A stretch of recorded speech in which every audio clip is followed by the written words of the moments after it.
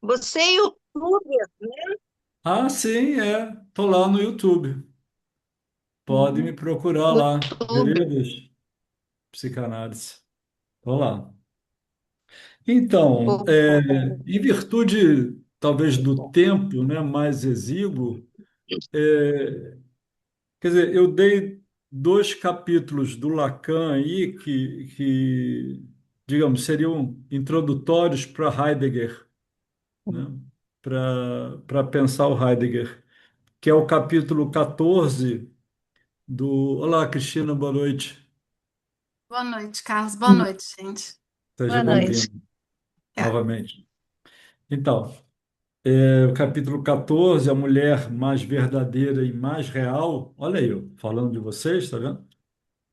Só que o outro é coisa de macho. Aí sou eu, Hum.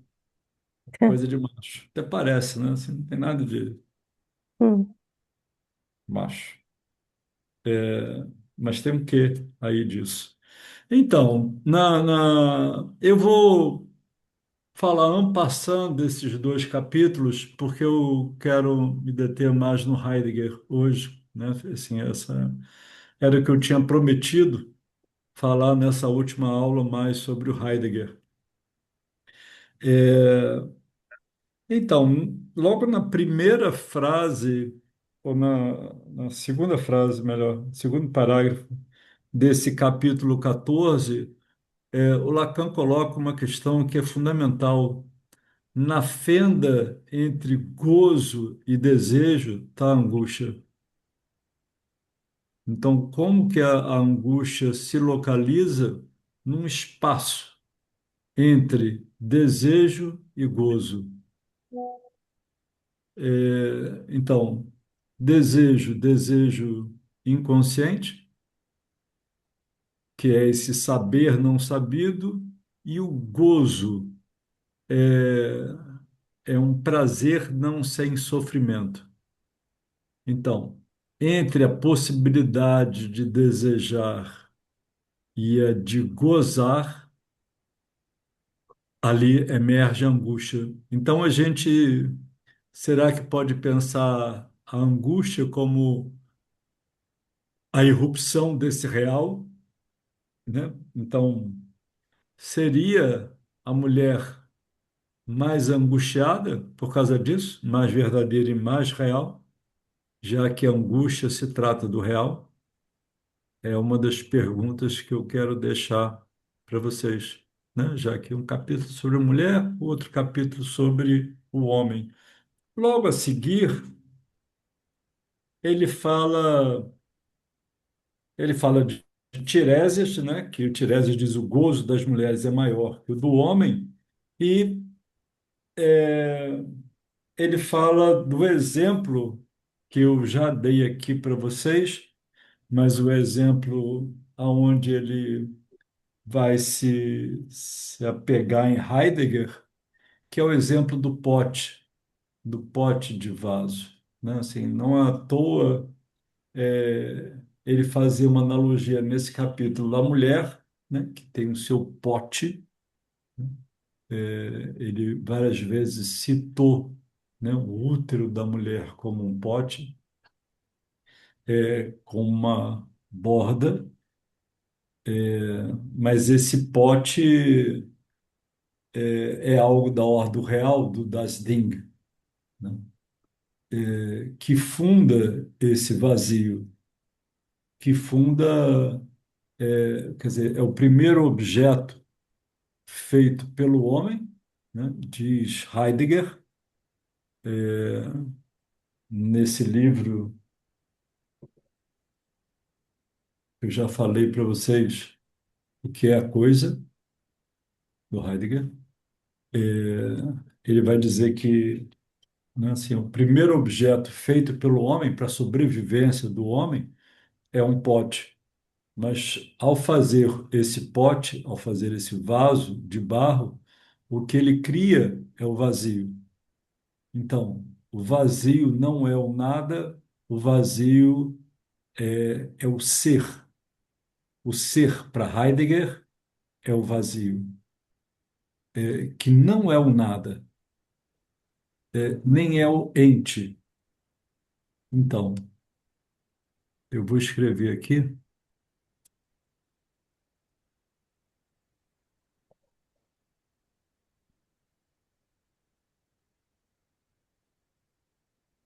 O ente seria o invólucro.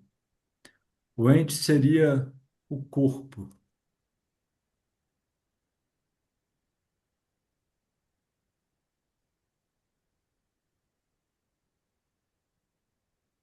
hum, E o ser? O ser é o irrepresentável. Então, o ser não se representa por nada. Nesse sentido, o ser heideggeriano está muito próximo do real lacaniano. Está muito próximo desse das Ding, desse irrepresentável, desse vazio, né? É, Se ele é irrepresentável, o que quer dizer que ele é impossível de ser dito, tá? É impossível de ser totalmente preenchível. Então, de um lado, ao real não falta nada, né? E por não faltar nada, falta uma representação. Isso é um paradoxo, né? É, e, e Lacan vai dizer é, que na angústia o homem liga-se à possibilidade de não poder.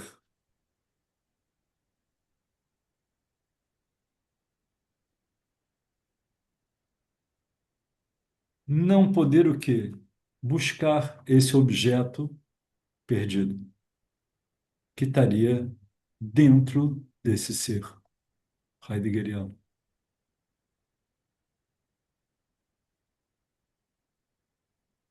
Mas, nesse sentido, a mulher seria feita disso. O feminino, né? Para o Lacan, é esse real, impossível de ser dito. Isso não está aqui no seminário 10, está lá no seminário 23 sobre Santônio, a partir do 18, que o feminino é da ordem do irrepresentável, que é o impossível de ser dito, que é o real, que é esse ser heideggeriano.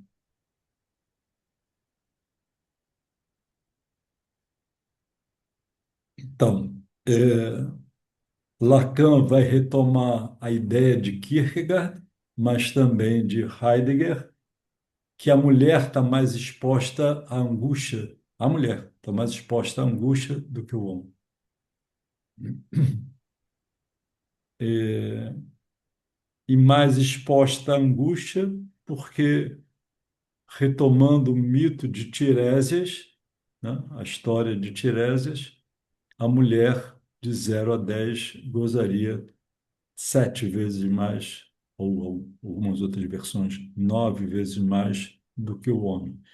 Então, esse excesso de gozo, Lacan, no seminário 23, também vai falar da erotomania feminina. Então, seria, outra pergunta, a erotomania um modo. Olá, Elisa. Seria a erotomania, né, um modo de gozo do feminino? Ou seja, a erotomania, que é tão clinicamente propícia, né, à paranoia, à psicose, é, seria um modo de se pensar o feminino a partir da erotomania?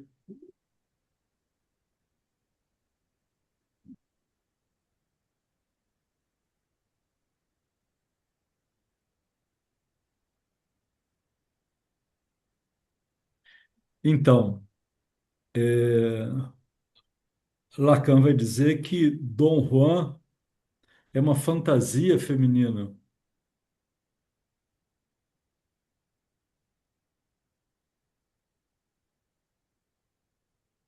Dom Juan ele é perseguido na Idade Média, não porque ele pulava de balcão em balcão, né, para conquistar as mulheres e dormir com elas. Não é por causa disso que ele era perseguido, Dom Juan. Isso várias pessoas faziam, né? Isso, a traição, né? Pular, digamos, a cerca, ou no caso do Dom Juan, né? Aquela mito dele subindo, entrando pela janela, pelo balcão, né? E dormindo com as mulheres, uma depois outra. Não é isso que incomodava principalmente a igreja. O que incomodava é que ele tinha um saber sobre as mulheres. E isso ninguém poderia ter. Um saber maior do que a própria igreja. Ele é caçado e ele é perseguido por esse saber. Então, há um que sabe desse gozo a mais da mulher. Existe ao menos um que saiba desse gozo a mais da mulher. Por isso, Dom Juan é uma fantasia feminina do príncipe encantado, de ter um que saiba sobre isso, sobre esse gozo a mais da mulher.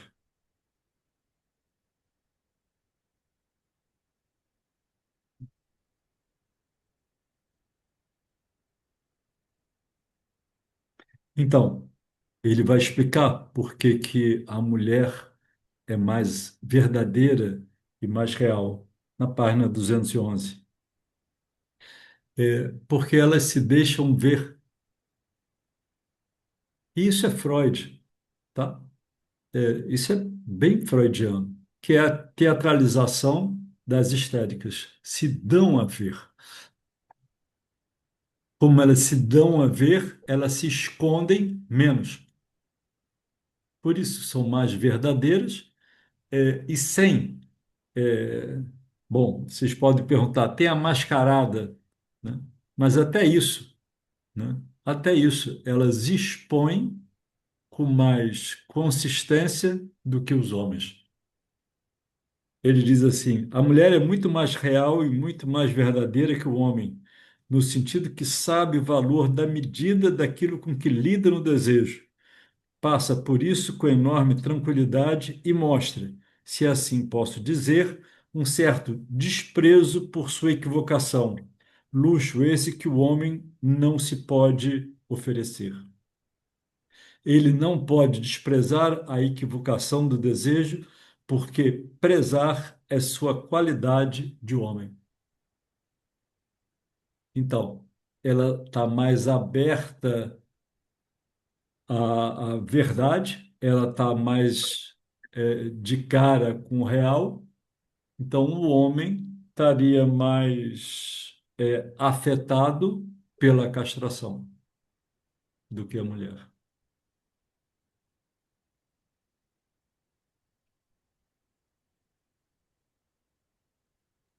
Carlos, qual foi a palavra que você usou? Ela está mais sujeita a desprezar. Como é que foi que você colocou a questão do desejo, antes do desejo? É isso? Você usou uma expressão para falar disso? Eu Ela, usei. Ela. Sobre equivocação, talvez eu tenha falado sobre. equivocação. Ah. É, tá?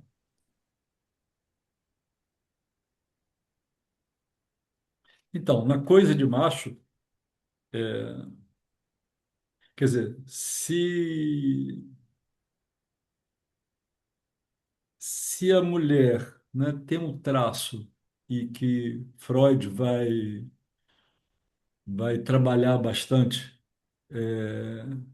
no problema econômico do masoquismo, nos três masoquismos, né, feminino, erógeno e moral, principalmente o feminino, do outro lado, Lacan coloca o sadismo do lado do homem. Então, o masoquismo do lado da mulher e o sadismo do lado do homem. É,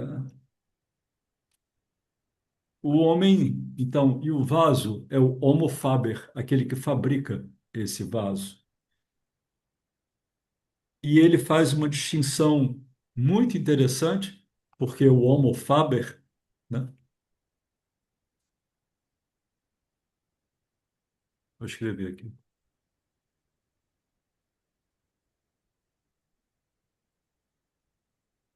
O Homo faber, aquele que fabrica, né? Aquele que produz. Então, ele faz uma distinção. A mulher não tem e o homem não é. E é uma distinção entre ter e ser.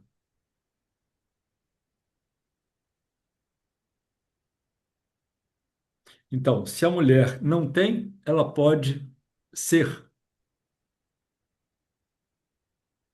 E se o homem não é, ele precisa ter.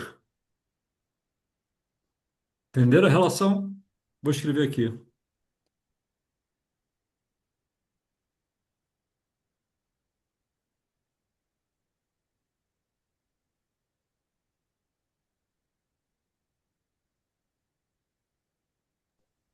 Carlos, mas isso é Heidegger ou Lacan? Porque o Lacan também fala isso do ter e do ser, né? Isso é Lacan. Ah, Eu tá. estou Eu me no confundo. capítulo 15. Tá. Eu estava no 14, passei para o 15, coisa demais. A mulher, então, a mulher não tem, o homem não é. Então, de onde a gente pode deduzir que é, a mulher pode ser, né? Já que o homem não é, a mulher pode ser. É, e o homem, como ele não é, ele precisa ter. Precisa ter. Uhum. Tá? Ter o falo, né? Ser como falo, se identificar com o falo, tomar o pai como objeto.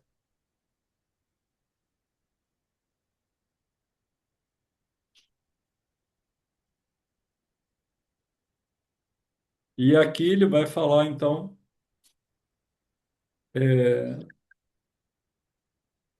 vai voltar a falar sobre Dom Juan e vai falar sobre a erotomania e a mulher. É interessante o caso clínico que ele coloca aqui. Ele não coloca o caso clínico, ele só coloca a vinheta. A mulher que se apaixona pelos padres. Um homem, é um homem com uma saia, né, com uma bata, com uma batina, é, mas é um homem impossível.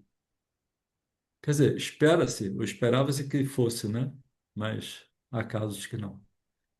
É, porque o que eu fiquei sabendo é que, quer dizer, lá há muito tempo atrás, 70% deles já tiveram ou têm um caso sexual, dos padres e das freiras. Então, mas eu estou pensando numa antiga paciente que ela era apaixonadíssima exatamente por um padre, apaixonadíssima por um padre, separada e vivia atrás. Então, essa era uma paranoica que buscava nos signos desse grande outro, né, mensagens para ela do apaixonamento dela por ele. Ela ia à missa, não? O padre fala em amor o tempo inteiro, fala Confessar, coisas confiar, amorosas. né, Carlos? Oi?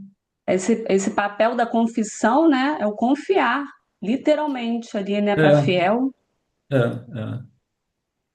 E ela era translocada por um tal padre, é, e, e achava, né, que ele, as mensagens todas da missa eram para ela.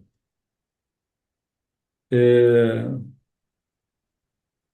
mas nessa questão da, da angústia, né, ele coloca uma coisa muito interessante. Quer dizer, nos dois, né? Tanto na mulher que não tem, como o homem que não é, em ambos os casos, a castração está aí, de maneiras diferentes, né? Mas está aí, né? O medo de não ser e o medo, o temor de não ter, né?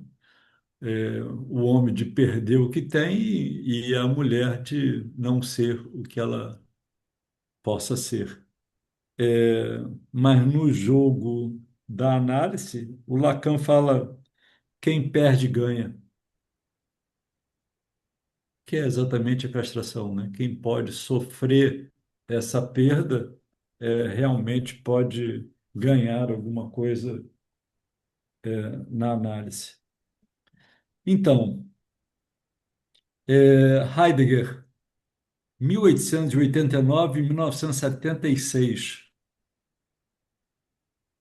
ele, ele pergunta assim: por que existem coisas ao invés de não existir nada? De onde vem a existência? O ser precisa existir enquanto causa. O Heidegger era um teólogo, um católico fervoroso na juventude, e é interessante que ele escreveu 84 livros. O maior livro dele é Ser e Tempo, levou 11 anos para escrever Ser e Tempo. E quanto mais ele escreve, mais ele se afasta da religião, mais ele se afasta de Deus. E mais ele se afasta da filosofia, e mais ele se aproxima da poesia. Quanto mais ele escreve, menos existencialista ele se torna. Ele tem uma tradição kierkegaardiana do existencialismo em Kierkegaard, e ele vai por aí, né, assim, mas os estudos dele estão em Parmênides de Platão, né, estão muito arraigados na cultura grega.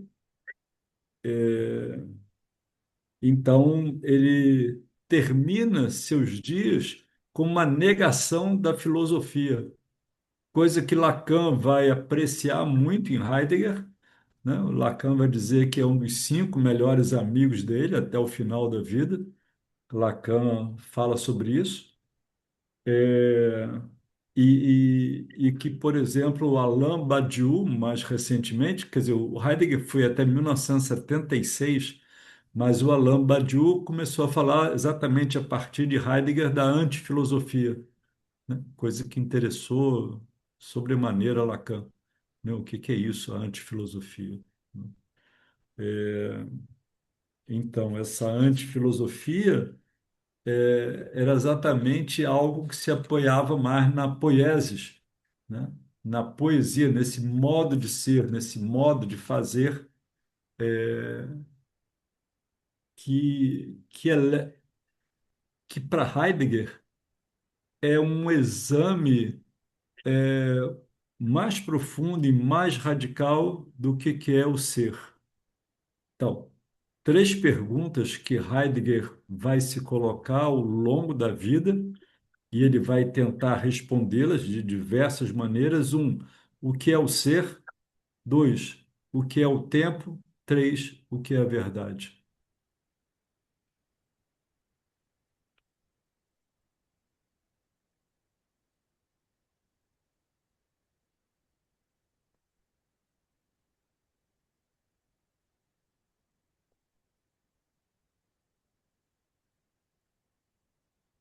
Então, em Heidegger, o homem é um ser que busca aquilo que ele não é.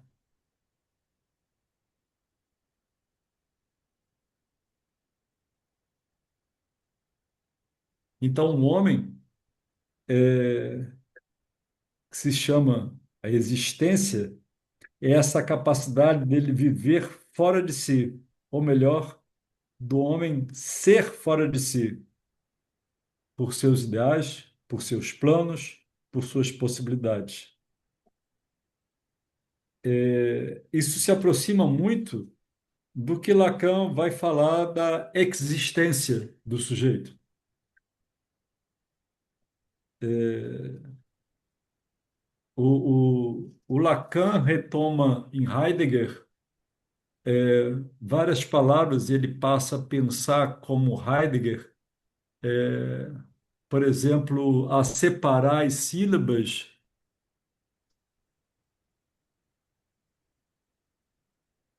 dimension, né? Essa dimensão do dizer que Lacan vai trabalhar no, no texto do Literatura Terra e alguns outros. É, isso é de Heidegger. É Heidegger que, ao separar uma sílaba, parecer, por exemplo, sim,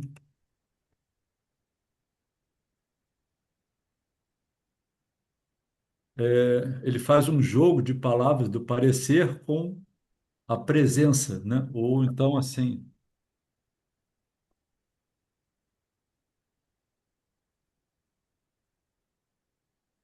ele enfatiza, ele quebra a palavra e enfatiza uma parte, e enfatiza a outra. Para Heidegger, nada faz sentido no homem senão através da linguagem. A linguagem é fundamental para Heidegger. Existir, a gente só existe através da linguagem. É porque o homem fala, fala sempre, e mesmo quando escuta, ele está falando. Isso é Heidegger, mas pode ser Lacan. Olha a proximidade aí de Heidegger com Lacan. Cara, se eu não me engano, você disse da última vez que o falacer, o Lacan tirou do Heidegger? Ah, sim, sim, também é isso, né? Eu falo assim.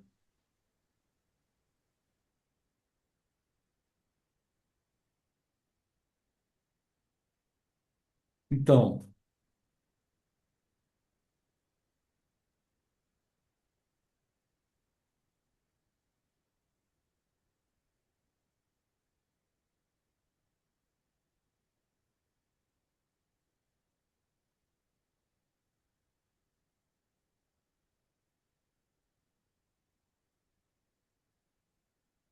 então, para Heidegger, o ser não se explica, o ente se diz.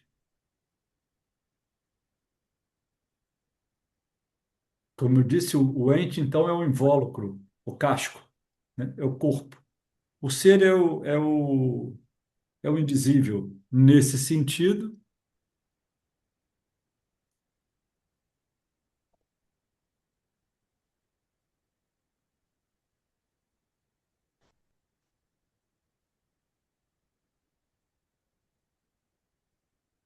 o die Sache, isso é Heidegger, tá?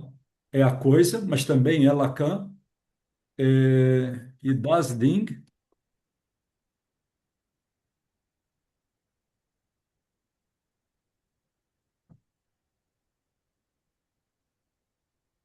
é a coisa, perdão, a coisa com maiúsculo.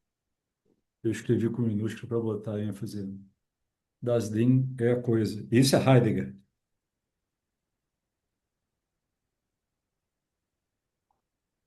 Então, para Heidegger, a pergunta, quer dizer, a pergunta que funda o sujeito, a pergunta que funda a angústia, não é o que é ser humano. Para Heidegger, a pergunta é como é ser humano.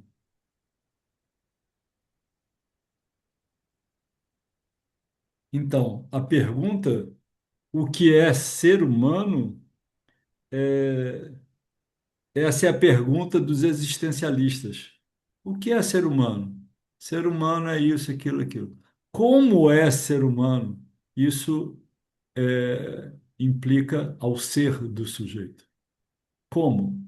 Né? Como é que você lida? Como é que você fala sobre isso? Como? Numa análise, né? Se você pergunta o que é isso? para um paciente? Ele vai dizer: isso é aquilo, isso é tal coisa, né? Ou seja, o que é, mesmo na análise, é uma pergunta que reduz a resposta do sujeito e induz uma redução da resposta do sujeito a um objeto, a coisa, die Sache, né? O objeto. Quando você pergunta como, né? Como é que você vive assim? Como é que você faz para viver? Como é que isso te dói? Como é que, né, foi tua infância? Como é? Né? Assim, é uma pergunta que abre para essa dimensão do Das Ding, né? Dessa coisa, né, que é esse irrepresentável, que é esse impossível de ser dito, que então que toca mais ao real. Tá claro até aqui? Eu sei que isso é bem difícil, eu estou indo assim, vagarosamente. Mas está claro até aqui? Uhum. Tá?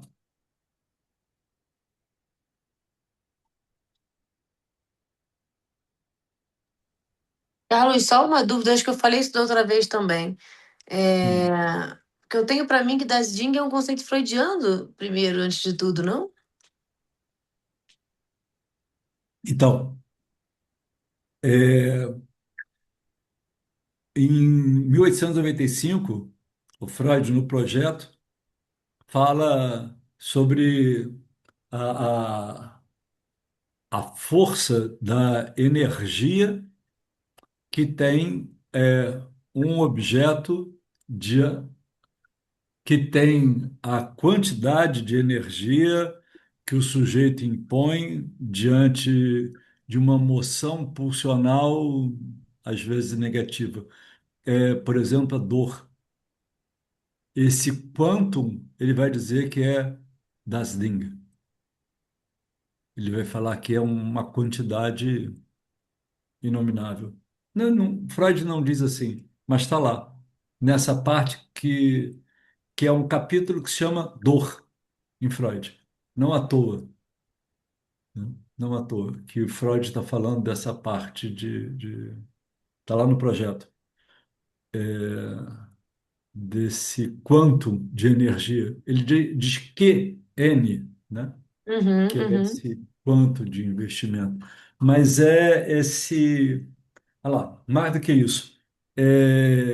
Aí tem um juízo atributivo que Freud diz, é um juízo atributivo de valor diante de algo que o sujeito julga da ordem da moral, que afeta ao sujeito, afeta, Uhum. em Lacan, angústia. Daí, Uhum. das Ding. Uhum. Tem É que a algo aí. recordação que eu tenho, na verdade, é de Lacan, também não saberia localizar, mas assim, a recordação que eu tenho teórica é de Lacan falando sobre quando o sujeito perde a coisa, né? E aí ele situa isso como das Jung e situa isso como vindo de No Freud. seminário 7. Seminário 7. No seminário 7. É no seminário 7 onde Lacan introduz Das Ding, é no seminário 7 quando ele começa pela primeira vez a falar do real. Do real Uhum. ele vai falar no seminário 10. É, imaginário simbólico real está no seminário 1 do Lacan. No finalzinho, quando ele fala sobre a transmissão da psicanálise, Lacan, quando ele fala nos três tipos em amor, ódio e ignorância, lá no final do seminário 1, ele liga o amor ao imaginário, o, o ódio ao simbólico e a ignorância ao real. Lá no primeiro seminário, seminário 1, ele estava certo desde lá. Quer dizer, ele estava certo de mim, né? É, mas ele intuiu que ele ia falar 200 anos depois, né? Lá ele intuiu, tá lá, imaginário, simbólico, real, amor, ódio e indiferença, ignorância. Eu gosto mais de indiferença do que ignorância. Então, para Heidegger, a linguagem é uma passagem obrigatória por todos os caminhos do pensamento. Os homens falam para responder e são para falar. O ser fala mesmo quando não fala. A fala remete para além ou para quem das palavras, que é o ser no mundo.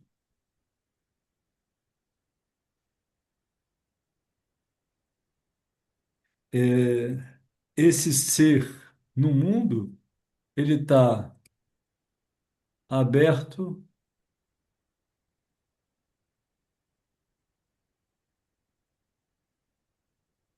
ele está aberto à existência. É, ele,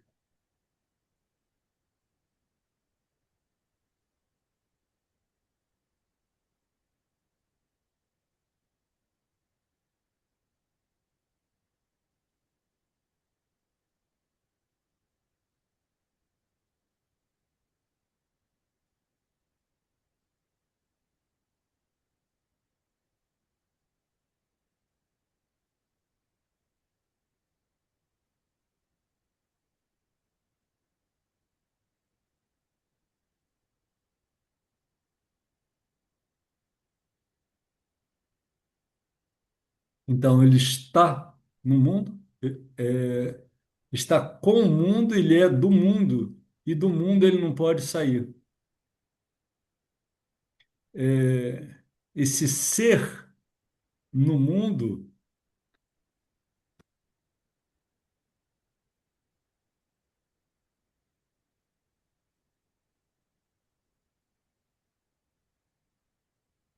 esse ser aí no mundo é o seu Dasein,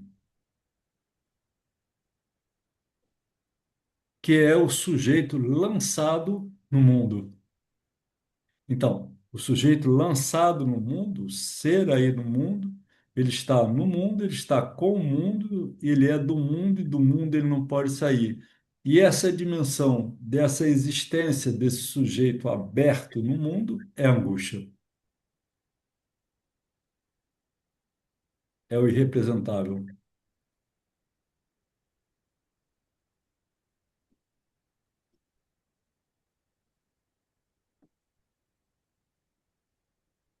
Então, para Heidegger, nem tudo pode ser representado. É, é a mesma ideia para Lacan.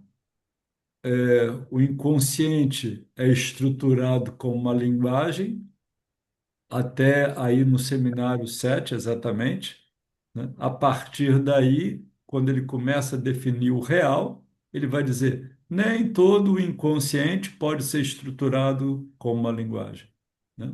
Há algo do inconsciente que não é possível de ser dito. É exatamente o que Heidegger diz.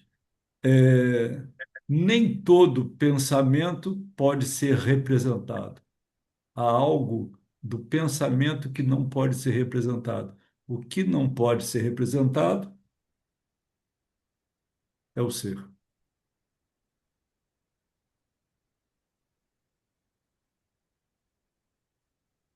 Ele tem uma frase que eu gosto muitíssimo.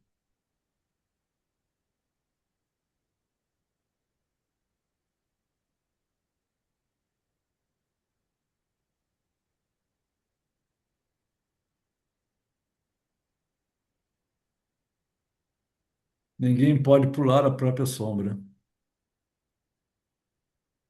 Que é essa dimensão da angústia.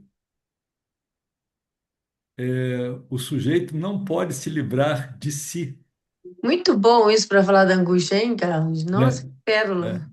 é uma Muito pérola. bom. É. Você vê, às vezes, no Instagram ou no Instagram, eu ia falar TikTok, mas eu não tenho TikTok, não vejo.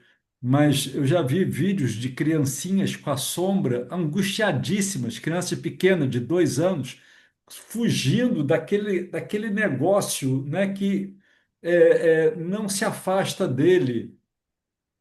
É isso. Isso é angústia. Ninguém pode pular a própria sombra. Então, o Heidegger vai dizer que a angústia é o salto do mais imediato ao mais imediato. Então, a gente tem o S1,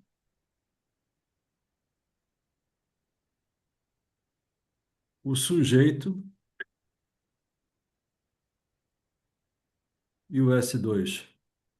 Não é isso? Um significante que representa o sujeito antes outro significante.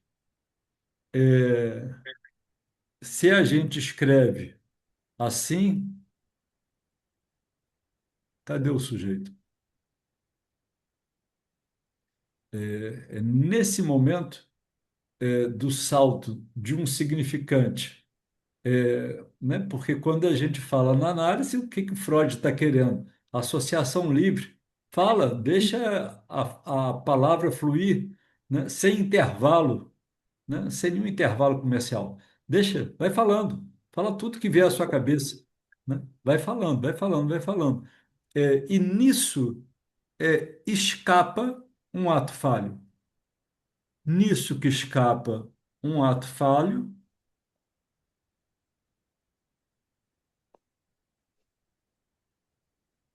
é o que Lacan chama no seminário 6 o fading do sujeito, a queda do sujeito. Então, quando há a queda do sujeito, o sujeito do inconsciente, quando ele aparece, é porque ele caiu. Então, caiu, se colapsou o S1 com o S2. Nesse momento dessa emergência e queda, isso é ao mesmo tempo, o que que aparece ali? A angústia. O que aparece é só o objeto A. É isso que ele vai desenvolver aqui no seminário 10, que é o objeto A. Que está interessado também a Heidegger. Não o objeto A, mas a angústia.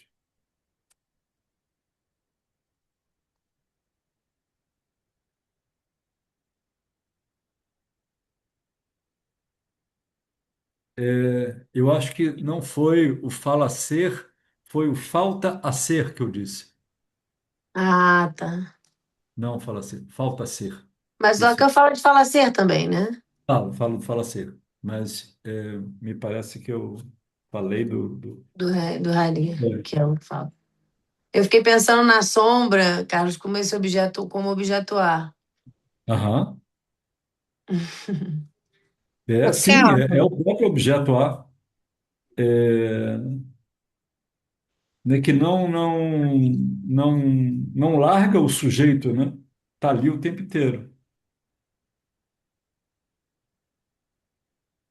É, então, Carlos, oi, diga, Carlos, você acha Patrícia. que Clarice se abasteceu em Heidegger? Ah, com certeza. Ela Parece que era sim, né? leitora de Heidegger, Ah, sim. né? É aquela célebre frase dela, já que eu sou, o jeito é ser. Hum. Já que eu sou, então, o jeito é ser. E na hora da estrela, né? A Macabeia, dizendo da Água estrela. viva, água viva, né? A menor palavra do mundo é. Isso eu sou. É. É, Isso é Heidegger. Isso é puro Heidegger. Pena que não dá tempo da gente avançar aqui, muito próximo. É mas isso muito é, próximo. é muito próximo Clarice de de Heidegger. Heidegger. Então, foi a frase que eu descobri, né, Legal. nos dois e me apropriei como terceiro, né? Assim, a Clarice escreve em uma aprendizagem, o livro dos prazeres, de que não se faz literatura com bons sentimentos. Heidegger, nesse texto aqui, que é o que é filosofia, diz: não se faz filosofia com bons sentimentos. Qu'est-ce que c'est la philosophie? Ele escreve em francês esse texto.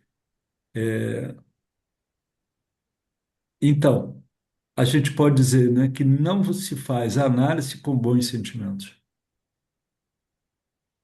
né? Não se faz filosofia com bons sentimentos, não se faz literatura com bons sentimentos, não se faz análise com bons sentimentos. Mas também não é com maus sentimentos. É porque os sentimentos estão em outro lugar, né? O sentimento, para Heidegger, né, está fora de um local localizável. Para Freud, que é isso é Freud.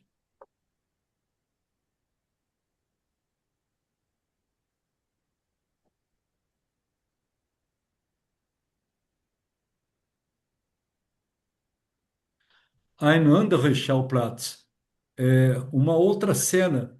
Isso é 1900, interpretação dos sonhos. Desculpa, é andere.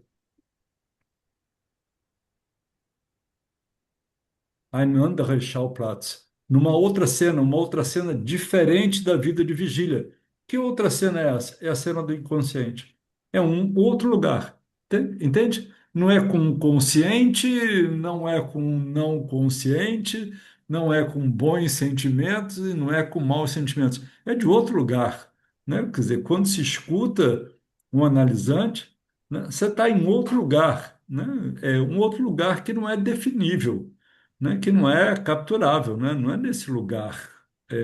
Então, o que interessa a Heidegger, né, como eu falei, é a noção de ser e a noção de tempo.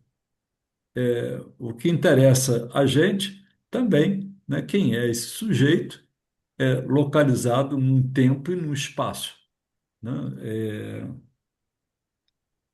Então, eu pensei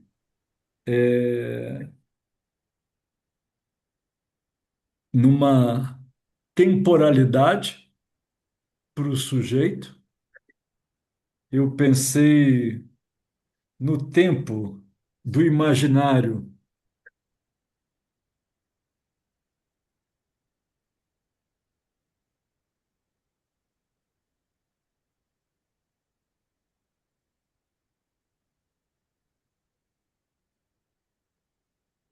como o tempo de uma inibição, o tempo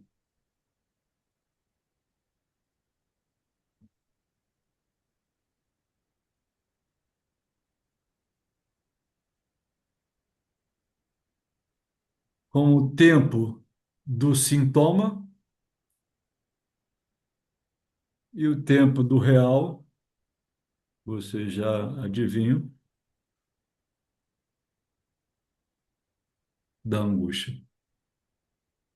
Então, o sujeito premido, né, na sua historicidade, na sua temporalidade, uma prevalência de desses três tempos, né? Ele está no imaginário, ele está com o seu sintoma ou ele está na angústia.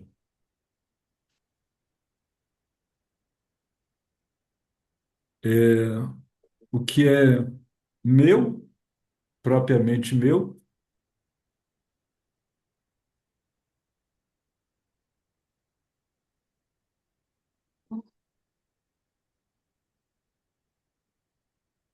isso não está em lugar nenhum, isso é uma invenção minha. No tempo da angústia, o tempo da angústia é igual a zero.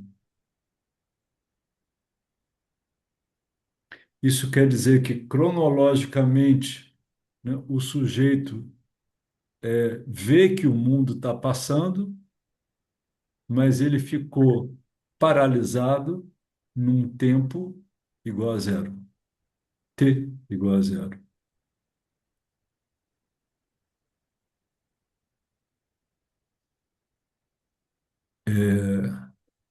É a sensação descrita por muita gente quando tem o que se chama de síndrome do pânico, que Freud já chamou lá em 1895 de neurose de angústia, né? Dizer que está paralisado, não consegue ir para frente nem para trás, não consegue mais pensar em nada, não consegue mais dizer nada, tem um ataque de pânico no corpo, né? O mundo paralisou, é isso, né?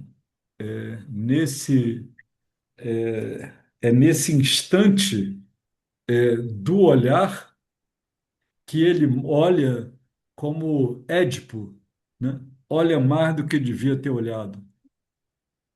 Édipo vai querendo saber, né, o tempo inteiro sobre si próprio. O coro o avisa para ele parar de procurar. Quando ele realmente vê, ele está cego. É no instante que ele vê que ele se cega. Ali o tempo para ele paralisa. Ali o tempo dele se consuma. Embora depois vai viver em Édipo em Colona, mas é ali que o Édipo se faz. Nessa cegueira dele, né, para o mundo. É a metáfora de não saber mais, né? A metáfora de não ver, né, de querer ver tudo, é a metáfora de querer saber de tudo, né? E por ter visto demais, ele se cegou. É interessante, né, Carlos, você está trazendo a questão da angústia, como ela está ligada ao corpo, né? E aí você começou falando do ente, do ser, né? Do corpo Aham. vazio. Isso que você trouxe agora, eu fico pensando, tenho pensado muito angústia por aí, até porque, né, fiz o curso com você, aí tinha a aula, tive que estudar bastante. E o Freud começa a falar de angústia falando sobre o corpo, falando sobre respiração, né? Sobre, como é que é? Ele fala sobre os órgãos que necessitam, é, ai meu Deus, escoamento, né? O coração. Traduzir a emoção em palavras, ou não conseguem traduzir a emoção em palavras. Ele fala de trauma nisso, né? Uhum, A uhum, impossibilidade de se traduzir a emoção em palavras, desse corpo, né? uhum, uhum, Tanto é que ele fala de catexia, né? uhum. Obviamente, né? Que ele De- começa falando dos órgãos que precisam dessa catexia, em vez de falar de outras palavras, ele fala dessa expulsão mesmo, né? A respiração, que precisa o tempo todo estar se aliviando e se refazendo, né? E quando alguma coisa Aham. contém ali de alguma fica de alguma maneira inarticulável, né? É, e como a angústia aponta o corpo sempre, né? De alguma forma. Eu acho isso interessante de pensar. E ele estava Uhum. naquela época falando de neuroses atuais, né? Que ele fala que são as Isso. ele falava que são neuroses que não passam pela questão edípica ou psíquica, que hoje a gente pode pensar que talvez não, mas de qualquer maneira eu acho interessante guardar isso que ele traz, né? Que é uma coisa que é mais imediata, que é do momento, que é do corpo. É, enfim, agora você falando, me lembrei disso aí, quis falar. Não, então, é um Freud muito mais ligado a esse conceito do real, né? Que Lacan vai trabalhar. Eu lembrei o texto que eu tinha esquecido, Aturdito, quando ele fala dessa desse real, né? Assim, desse dessa coisa, né? Que não cessa de não se escrever, desse corpo que insiste, né? Em fazer sintoma desse corpo que.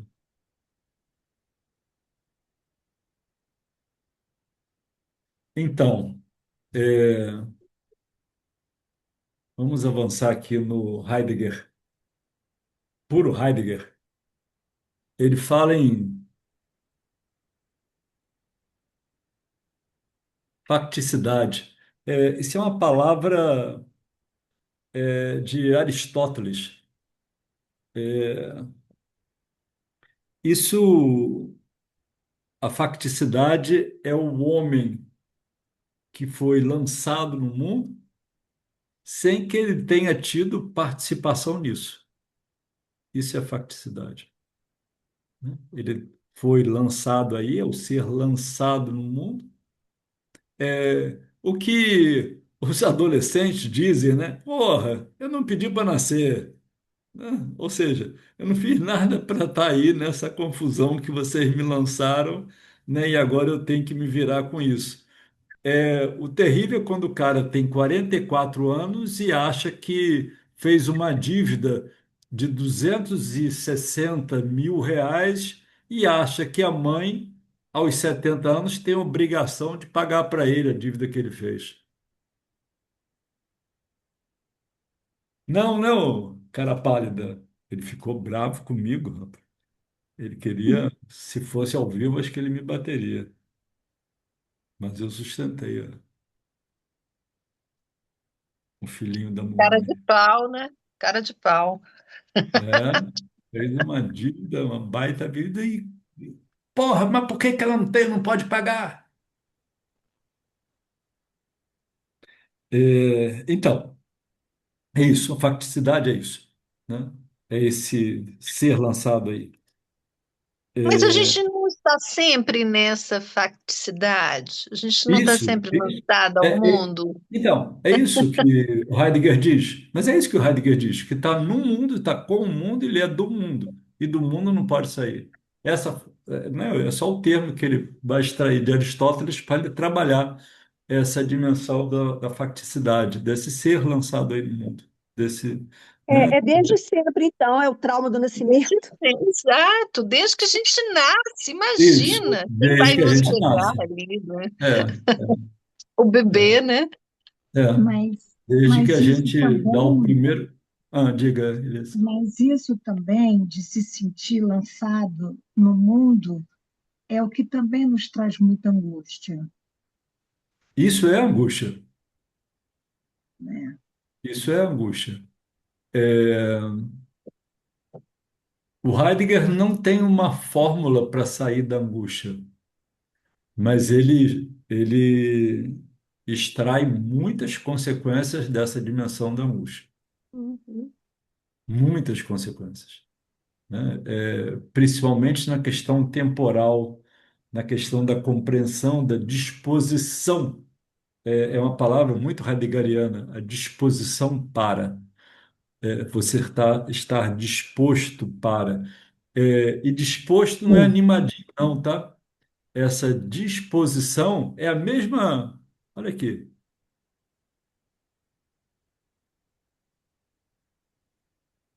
É, é a mesma maneira que ele tem, que Lacan toma de Heidegger, de falar, né, da dimensão, é a disposição. É o sujeito lançado nessa posição da qual ele não tem como sair, essa disposição para o quê? A angústia é a mesma definição de Freud que Heidegger dá, é a mesma definição de Lacan. Está à frente, diante de, está disposto a, está colocado diante de. É, é, é, A expressão em alemão é a mesma expressão do for, né? Do for da, for, é para fora, né? É diante, é alguma coisa que está adiante do sujeito, né? A angústia é a angústia diante de alguma coisa, diante de alguma coisa que vai acontecer. Ô, Carlos. Carlos, tem uma Diga. música, alguma coisa para o mundo que eu quero descer, é isso aí, Tem, né? Para o Carlos, mundo que eu quero descer. isso. é, queria te E aí? perguntar, Carlos, Sim, sim, estou ouvindo. eu queria te perguntar, você falou desse distanciamento dele da filosofia, Aham. né? E nesse sentido, um distanciamento do existencialismo, Sim, ou, né? E distanciamento do esse, existencialismo. tá, então, o que você está trazendo em termos de conceitos, as ideias que tanto se aproximam de Lacan, isso consiste em um método, uma abordagem de tratamento, é, Para Heidegger, não, só um sistema de pensamento, nem um hum, sistema é de porque filosofia vai. porque tem terapias existencialistas, né? Não tem nada a ver com Tem, isso, tem. Tem nada a né? ver com isso. É aquela Tá, pergunta ali, o que é o tá, homem? Essa é a tá. pergunta, tá? É a Uhum, pergunta existencialista. Mas como é, né? uhum, É a pergunta do Heidegger. É diferente do que hum, é. hum. Mas não É. consiste, em momento nenhum, uma terapêutica, por exemplo, né? Não, Diferente não, do que a não, gente não, não. pensa na psicanálise, né? Heidegger, em momento nenhum, Tá. fala de alguma coisa. Eu não li os 84 livros do Heidegger, Uhum, tá? uhum, Vamos uhum, combinar. Eu li uhum, bastante já, mas uhum, não os 84. Mas até onde eu sei, até onde eu leio sobre ele, Tem um cara que eu gosto muito. Uhum.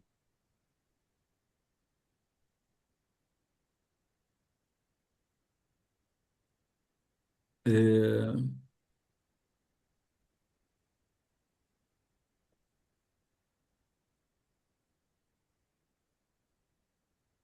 Ele era alemão, né, o é Carlos? Ele era alemão. alemão, né? Se eu leio? Ah, não, eu já li. Já teve uma época que eu lia mais. Hoje em dia eu leio pouco.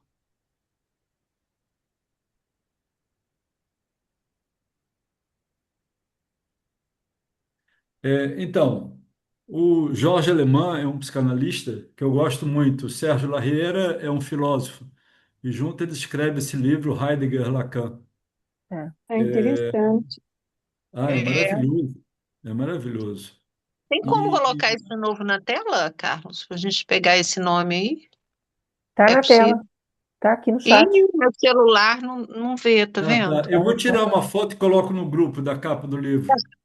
Tá. Só tem em espanhol, tá? Esse livro. E eu li aquilo, ou começava a ler e falava, isso há muitos anos atrás, e falava assim: eu nunca vou ler esse livro, eu nunca vou ler esse livro. Até que um dia eu pensei assim, né? Para eu ler esse livro, eu tenho que ler muito Heidegger. E aí fui dar conta, tentar dar conta disso, né? E fui ler muito Heidegger. Quanto mais eu lia e leio até hoje, mais eu me apaixono pelo Heidegger, porque eu vejo essa proximidade. Aí eu consegui ler o Jorge Alemão, é, e, e- e se vocês colocarem ele no YouTube, vão ver que o cara é maluquinho mesmo. O cara E você acha que é é, difícil, Carlos, para gente que não tem uma leitura de Heidegger? dificílimo. Eu acho que Então, vai. Então, De que eu me difícil coloquei já essa basta tarefa, Lacan, né? né? Assim, já basta. eu me coloco essa tarefa diante de alguns livros. Essa é uma frase minha diante dos livros. Assim, eu olho para um livro e falo assim para ele: você não vai me vencer. E aí, pá, eu me jogo com tudo no livro até entender o livro. Foi assim com esse livro, né? Assim, eu usei Heidegger na minha tese de doutorado. Isso foi lá em 1995, olha aí, já tem um tempinho, né? É, e eu defendi em 97 a tese de doutorado. Mas lá eu já me havia com Heidegger. Mas tinha esse livro que, cara, era Dá um assim, curso, dá um para curso mim. para nós. Isso dá um curso. O que? O Heidegger? Não, esse É livro? isso, isso. Ah, esse Tem. livro. Eu acho esse livro muito difícil. Até hoje eu acho ele difícil, Patrícia. Até hoje eu acho esse livro difícil. Mas esse livro é muito bom. É muito bom. Pois O é, Jorge mas você Alemão. ousaria dar um curso sobre esse livro? Você acha que tem Não algo sei. aí Não, inovador tem muita coisa. Tem muita para a gente estar coisa. podendo, né, falar Tem, disso? eu acho que tem muita coisa. Muita coisa. Mas Essa ele Muita coisa. disse que não se disposição. Heidegger. mudou. Você leu muito Heidegger para Porque poder entender o livro, não é? Você falou aí. Porque é o que eu digo, assim, eu preciso da literatura para arejar a psicanálise, Uhum, eu preciso da filosofia para arejar a psicanálise. Heidegger areja a psicanálise para mim, hoje em dia, uhum. né? Junto com Lacan, Heidegger né, consegue arejar. Então, junto com uma leitura que o Jorge Alemão traz, eu tenho aqui uns, sei lá, uns 10 livros do Jorge Alemão. Ele não escreve só isso. Ele tem outros E aí 10 ele livros. vai associando Lacan a Heidegger. É algo assim? Não, não, não. Esse aí é mais Lacan Heidegger, junto com Sérgio Larriera. Ele volta a Heidegger em várias outras vezes, mas ele tem vários livros sobre. Tem um maravilhoso sobre o discurso capitalista. É um texto que está num livro maior dele. ele tem vários livros. Tem um é, sobre a culpa, maravilhoso. Ele tem vários Olha, livros. Não tem nenhum traduzido, viu? Não tem nenhum traduzido no Brasil. Todos são espanhóis. pois é, Todos. Carlos, mas quem sabe você pensa aí como algo para trazer para nós, num momento, se a turma quiser, se o grupo quiser aí, uma provocação à sua disposição, a Heidegger. Isso. Heidegger. É, eu gosto muito. Esse Eu Pois da gosto culpa, é. muito. ele fala baseado na psicanálise, Carlos, ou ele fala baseado nele, na filosofia, Não na psicanálise. na psicanálise? Na psicanálise. O Jorge Alemã, ele era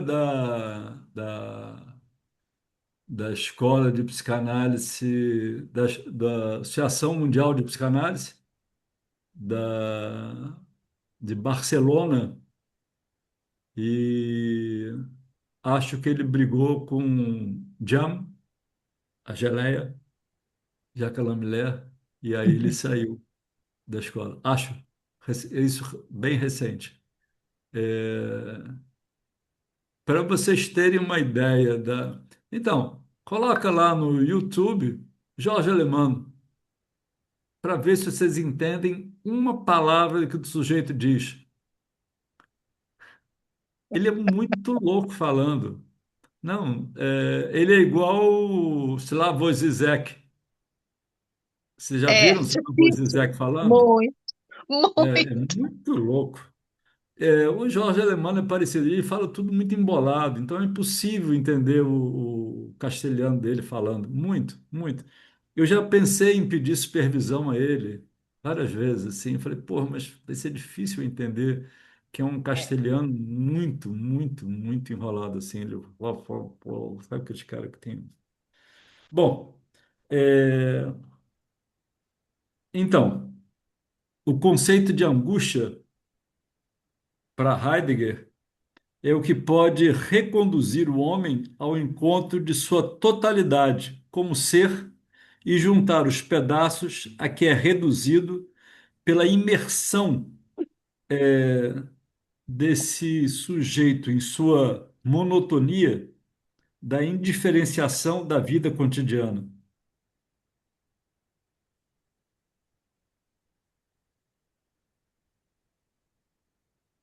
Para Heidegger, o angustiado não somente ignora a razão de seu estado de consciência, como também tem certeza de que coisa alguma do mundo está implicada nesse estado. Eu vou só adiantar um parágrafo em Ser e Tempo, que isso aqui está nesse livro sobre Heidegger, que é a parte que eu estou lendo, é o que é a filosofia. Qu'est-ce que c'est la philosophie? É, no parágrafo 40 de Ser e Tempo, é, vê qual é a diferença que tem disso aqui para Lacan. Só vou ler um. O parágrafo 40 não é um parágrafo, tá? O que ele chama de parágrafo a gente chama de capítulo, mas em Ser e Tempo ele chama de parágrafo. Na angústia, não se dá o encontro disso ou daquilo com o qual se pudesse estabelecer uma conjuntura ameaçadora. Por isso, a angústia também não vê um aqui e um ali determinados de onde o ameaçador se aproximasse. E aí, olha como ele define. O que caracteriza o referente da angústia é o fato do ameaçador não se encontrar em lugar algum. Uhum. Ela não sabe o que é aquilo com que se angustia. É isso, né? O objeto da angústia, ele surge para o sujeito e o sujeito não sabe nomear essa angústia, não sabe de onde vem, de onde ela veio, como ela veio. é, né? Ele sabe que nesse momento, olha aí, Thaís, ele sentiu, né, alguma coisa no corpo que o paralisou num tempo zero, né, que é a irrupção do trauma, né, a irrupção desse real, que é um tempo zero. Mas é isso, ele não sabe como, né? É, a angústia, diz Heidegger, se angustia com o próprio ser no mundo. É a angústia que pela primeira vez abre o mundo como mundo. Então, quando o sujeito se dá conta do mundo, já é tarde demais, né? Porque a angústia faz isso. A angústia abre o mundo como mundo.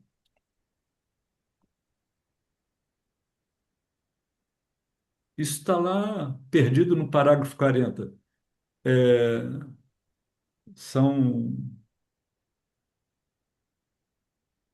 sei lá, Ser e Tempo são 600 páginas, 700 páginas de livro.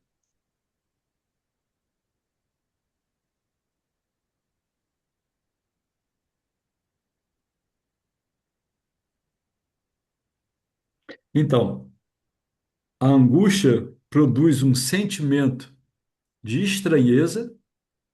Olha aí, isso é Heidegger, que é o estranho, né? Em Freud, unheimlich, né? Em Freud, e esse sentimento de estranheza que perpassa, né, a obra de Lacan também, principalmente quando ele fala no Seminário 7, é, do conceito de extimidade, de um íntimo exterior, né? Tem algo que toca ao íntimo do sujeito, mas que ao mesmo tempo é exterior a ele. Ou seja, o sujeito sente alguma coisa e não pode fazer nada com isso porque não pertence ao seu ser, pertence ao campo do outro. Entende? Quer dizer, ao campo do outro que sufoca o sujeito, né? Suplanta o sujeito. É como o conto do Corvo, do Edgar Allan Poe. Vocês conhecem o conto, O Corvo, do Edgar Allan Poe? Não? Então, no curso sobre Heidegger e Lacan, eu vou trabalhar esse conto, Corvo, é, do Edgar Allan Poe. Tem a Carta Roubada, é o mesmo autor, né, da Carta Roubada, o Edgar Allan Poe. No conto, O Corvo, é um conto que foi traduzido por um monte de gente. Tem várias traduções, Baudelaire, Machado de Assis. É um conto bárbaro. O que que acontece? Tem um sujeito num salão, num galpão, e no alto, em cima, num canto, num buraco, tem um corvo. E tudo que esse corvo grita é Nevermore. Nunca mais, nunca mais, nunca mais, nunca mais. E isso, no conto do Edgar Allan Poe, não, o sujeito vai falando, vai pensando, e o corvo só repete isso, nevermore, nevermore. E essa dimensão desse nevermore é como se as asas negras do corpo, do corvo, fossem ocupando todo o espaço. É angustiante o conto, é maravilhoso. É só isso, é só isso. São umas 4, 5 páginas lá o conto, mas é conto de Edgar Allan Poe, né? Assim, o conto que a preferido da Eliane Sherman, que é o duplo do William Wilson, que também é de Edgar Allan Poe, que é um conto para falar da angústia, né?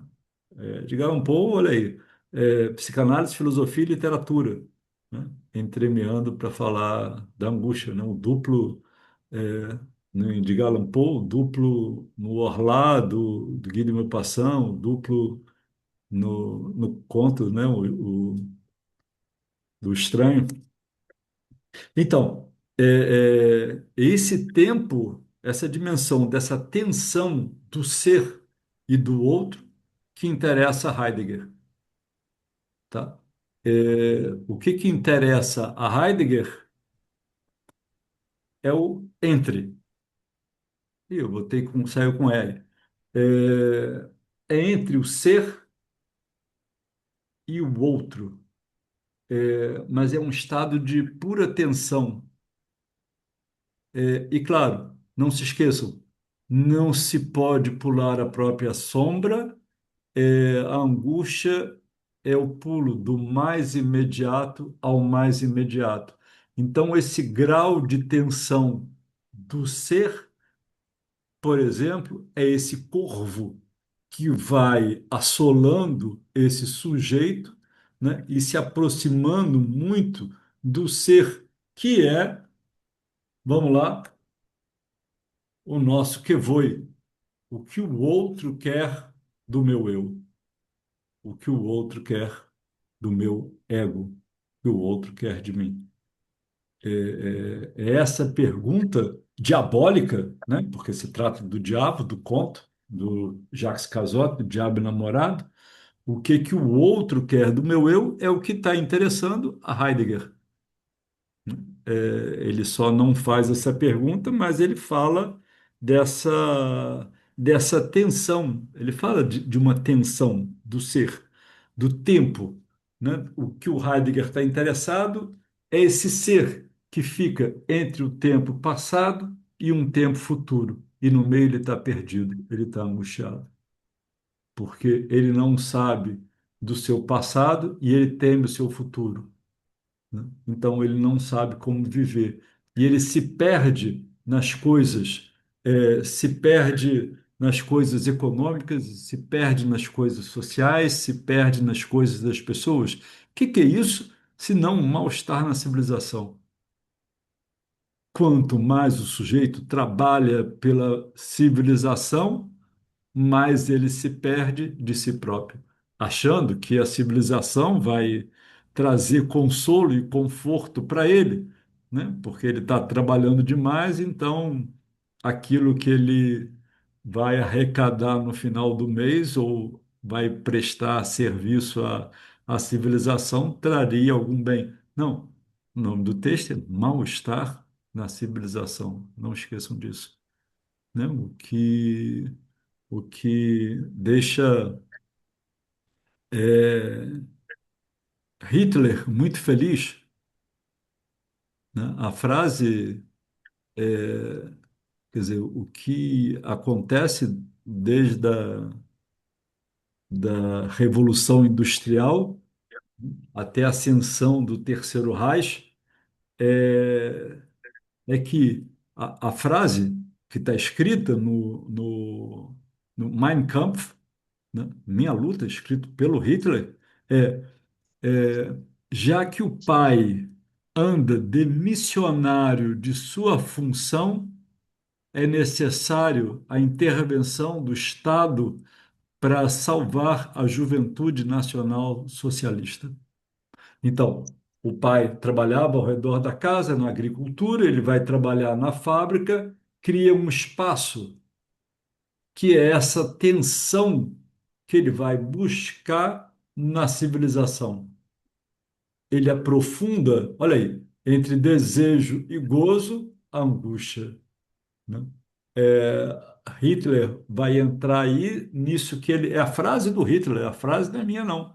Como pai, a frase é essa, exatamente essa, está lá no Mein Kampf. Se vocês quiserem, eu dou editor e página. Como o pai anda demissionário de sua função, faz-se necessário o Estado Nacional Socialista para cuidar da juventude socialista, do Estado Nacional para cuidar da juventude socialista. A frase é primorosa, só que é o caos, né? Que é o caos, né? Que virou o Hitler, né? Que virou isso, mas a sacação dele é perfeita. É o afastamento do pai.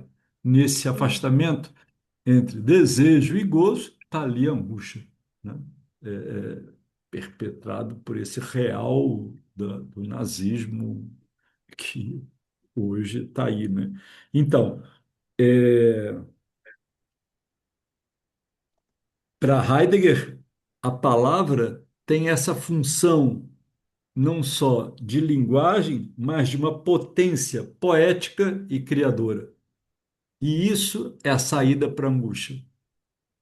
A saída para a angústia em Heidegger não tem uma terapêutica, mas tem a saída. A saída para a angústia é pela criação, e pela poética.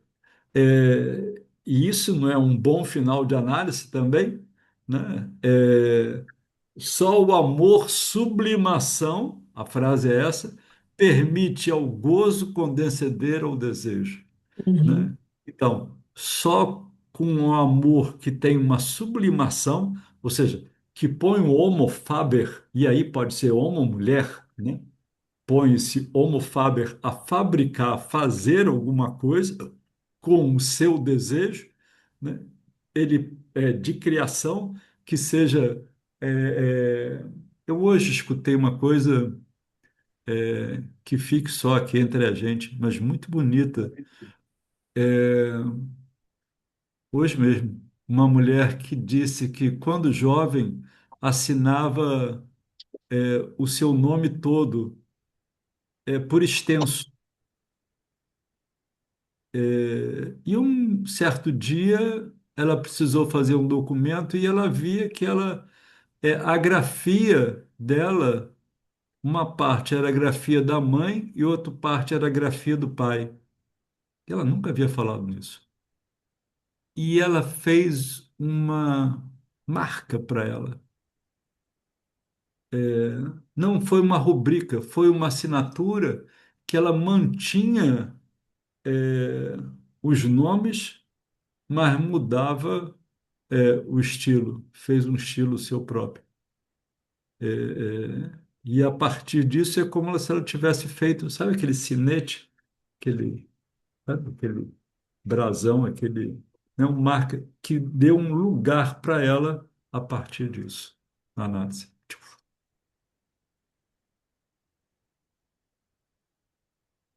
então, É bonito, é, é, Carlos. Você estava falando do que foi, né? aham, E eu tive uma iluminação, assim, de alguma forma, a partir do que foi no meu estudo sobre angústia, porque o que foi ele já contém, né, essa questão desejante e aniquilante ao mesmo tempo, né? aham. É porque ele pede ao outro que o diga o que ele o que queres, né? Esse movimento ele é desejante, mas o retorno é aniquilante, né? E isso, de alguma forma, está nessa constituição onde o se fazer passa por uma aniquilação ali, né? Que causa o duplo. A questão do especular, do espelho, né? E é E. o que Lacan fala ali que eu acabei de ler para vocês. Perder é ganhar. Aham, aham, Quem aham. perde, ganha. É isso, né? Assim, porque você se lança, né? E continua se lançando. Aí, hoje eu ouvi outra coisa também muito interessante. É, ela diz assim, uma outra pessoa, ela diz assim, eu corri pela primeira vez na vida. Teve uma maratona aqui em Niterói. Eu corri pela primeira vez na vida. Nunca tinha corrido. E quando eu corri, alguma coisa mudou. Alguma coisa em mim mudou. Porque quando eu corri, meu caminho se abriu. Olha que bonito isso. Assim, Análise, o seu final, Carlos, ela tem também essa função poética no sim, sujeito. claro. O sujeito, ao final, ele vai enxugando e vai trazendo algo muito poético de Próprio, si, muito. muito Então, poético de si. poético, porque é isso, né? Assim, ficção, o sujeito faz ficção. Eu aposto que todo sujeito possa fazer ficção de si. Então, pode encontrar o que o Heidegger chama, ele fala da correspondência, né? Nessa tensão, nesse entre, é uma correspondência. Responde ao outro, tá? Então, isso é muito Lacan, né? Isso é análise, é a correspondência, né? É o retorno desse grafo. E nessa correspondência, ele fala, ele vai trazer uma coisa que eu acho linda, que é esse ser disposto, être disposé, esse ser disposto, ele vai se abrir àquilo que é o Stimmung. É,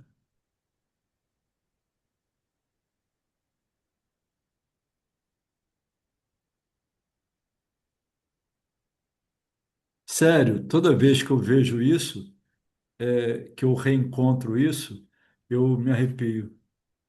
Stimmung é a voz do ser, como se houvesse a voz acústica, melhor ainda.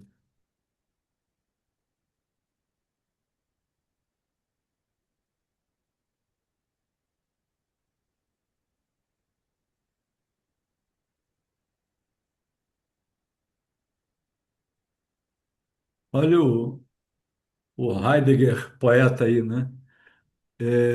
A acústica da alma. Stimmung é a acústica da alma, que é o Hölderlin, que é um poeta que fala isso.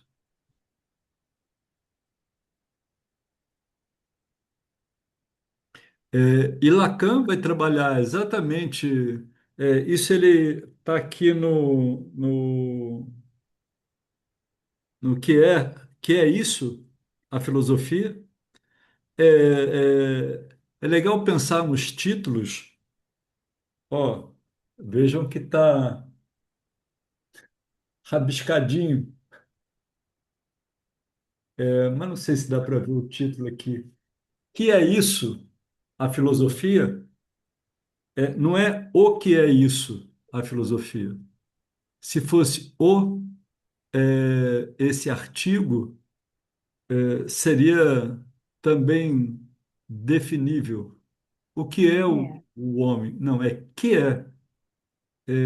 é isso, que é a metafísica, é o próximo texto. Esse que a gente está aqui é que é isso, a filosofia. É, porque não é uma resposta, né? É como, olha aí, Clarice, o conto que eu gosto muito da Clarice, está em Laços de Família, é amor. Não é o amor. Não, o amor seria uma explicação. Ah, o amor é isso, o amor é aquilo. Chama-se amor. Ponto. o artigo é limitador, né?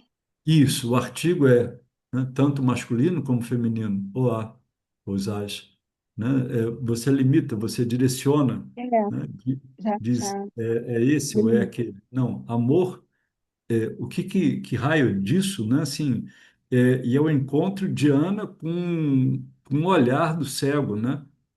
É um cego que olha para ela no bonde, e ali tudo se paralisa para ela. Esse encontro do real. Não sei se vocês conhecem esse texto. É um texto para trabalhar, né? Para trabalhar no curso aí, Patrícia. Você fica me provocando aí. É, Adoro. esse Se conto, amor, tiver, coloca aí.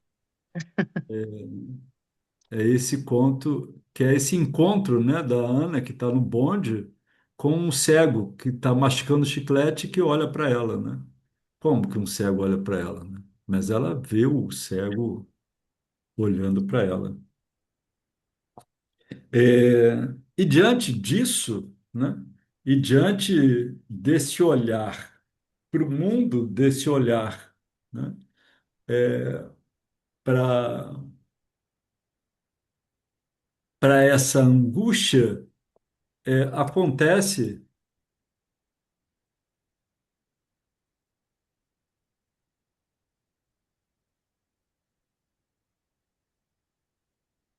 o espanto, que Heidegger chama de Talmatsein, o espanto. E depois eu vou cobrar aula de alemão aqui, tá, gente? Faça-me um favor. Tá? Vocês me pagaram só até essa aula, mas a aula de alemão não está paga não, tá? Faça favor. Então, o espanto também é o pathos. É essa dimensão do trauma, do sofrimento.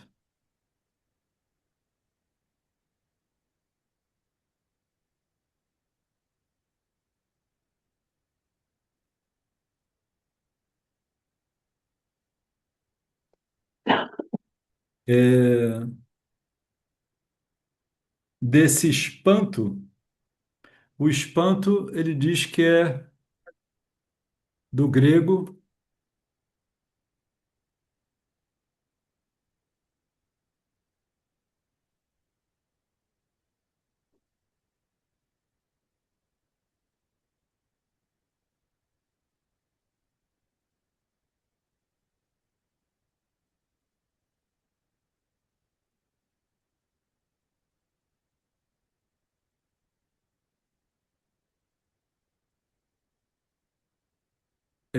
arquê, designa aquilo de onde algo surge.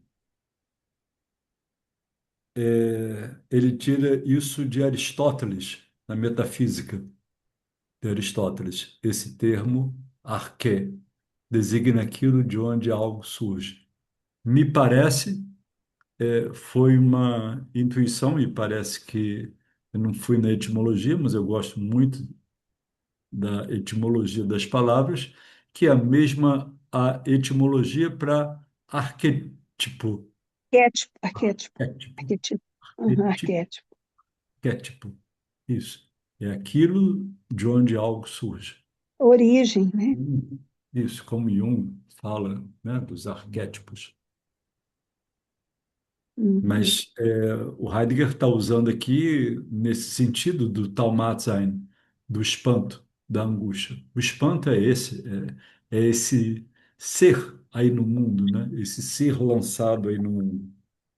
É o pathos. Então, o Stimmung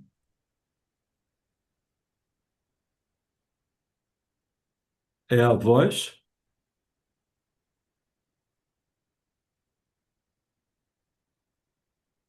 unheimlich.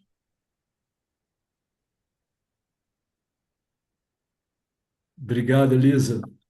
A gente está acabando também, porque já era para ter Uhum. acabado, 10 horas, né? Já era. Era de Ô, 8h30, Carlos, 10h30. Se deixar Carlos, aqui, eu vou continuando dando curso. Então, era isso. eu queria te comentar uma coisa. Quando você falou espanto, eu me lembrei do quadro O Grito, mas não é a mesma coisa, Aham. não é? Porque o grito já tem o grito tem alguma coisa ali, não é? O espanto é anterior ao grito. Não, não sei. Não sei. Não, Acho que é eu uma me boa lembrei do lembrança. quadro O Grito que me trazia isso. É uma boa lembrança. Porque é uma imagem sem som, né? Ah, É uma imagem sem som, né? Quer dizer, e nessa imagem sem som você pode botar qualquer palavra. Cabe todas, porque cabe todas, não cabe nenhuma.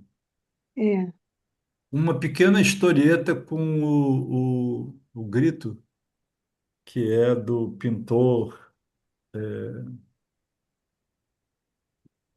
do Eduard Munch, Monte. Uhum. Munch, que é um pintor norueguês. Eu tinha um paciente norueguês que falava pouco português. Posso falar o nome dele porque ele já voltou para Noruega e vai ficar aqui, ele nunca mais vai voltar para o Brasil, pelo visto. E eu falava, fala inglês aí quando não souber, né, falar em português. E ele misturava, era uma graça ele, assim, muito legal, cara, muito legal. É, como norueguês, é, eu daria um picolé para vocês se vocês descobrissem o nome dele. Só digo que é norueguês, mas como vocês não vão descobrir, e hoje está frio para tomar um picolé, o nome dele né? Não morreu. Thor. Como Tá, Thor, né? tá. O Deus da. Carlos, colegas, eu vou precisar sair. Quero agradecer muito a vocês, tá? Tá bom. Então, Fico Beijo. aguardando o próximo curso, hein? Tá bom. isso. Obrigada, Aline. Um beijo, tchau, Um tchau. beijo. Tchau, Aline. Carlos, boa noite para Então é todos. isso. Né? Muito obrigada. Obrigado, gente. Obrigada. Ô, Obrigada. Fica Carlos, em aberto, Carlos, a né? gente não Fica em comentou aberto. sobre o seu livro, que a gente, né, que você traria para a gente, o seu livro. Seria um próximo curso, o seu livro, lembra? Não, meu livro, sim, sim. Então, É, a gente falou disso aí, né? é, agora já não sei mais, né? Perguntar aqui se todos têm o livro, né? Vocês três têm. Eu tenho a sua tese que você trouxe e eu xeroquei na época do mestrado, mas eu tenho que comprar seu livro. Eu vou Não, o livro está comprar ainda. esgotado. Que chique. Mas vem É, nova edição aí, né? fiz uma segunda edição, esgotou também. Maravilha, Carlos. É, Maravilha. mas talvez encontre aí na estante virtual, não sei o quê, sei lá. Não, mas Mas já aí na hora tem. que relançar, né? Você vai Não, relançar uma nova não, acho edição, que não? não. Não, acho É que não. mesmo? Não. Já fiz uma segunda edição que já esgotou também. Meu Deus. Foi rápido. Vendi pelo Brasil inteiro afora. É, bom, vai vir outro daqui a 2 meses, mas é um novo. Aí é literatura, é poesia. Não, não, Então, é um misto de psicanálise, literatura, poesia, arte, que se chama A Palavra do Psicanalista, o ofício de leitor e escritor do inconsciente. Ou Uhum. seja, todo o meu percurso Seu depoimento, né? Um um depoimento. depoimento. Sabe o que é aforismos? Uhum. Hum. Aforismos são pequenas frases. Pequenas frases, pequenas É, palavras, é. pequeno Uma texto, né? frase. Assim. Não, Aham. não. Aforismo é uma frase. O Lacan tem aqui